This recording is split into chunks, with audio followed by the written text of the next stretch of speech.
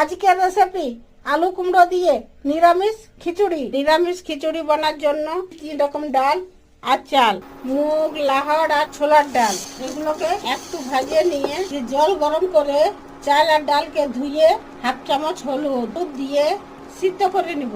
অন্যদিকে কড়াইয়ে তেল গরম করে শুকনো লঙ্কা, জিরা, কালো জিরা, ফোড়ন দিয়ে আলুগুলা ভাজে নিব। আদা, জিরা গলকিয়া কাঁচা লঙ্কাকে শিল নোড়ায় বাইটে নিব। আলুগুলো ভাজা হয়ে গেছে।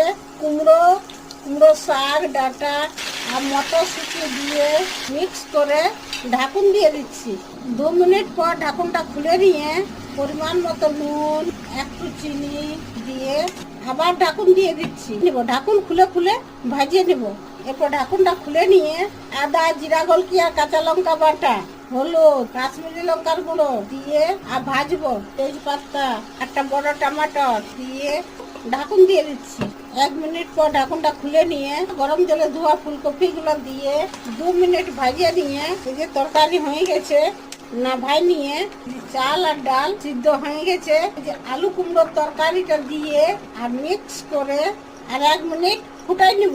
1 মিনিট পর গরম মশলা আর ধনিয়া পাতা দিয়ে না ভাই নিব।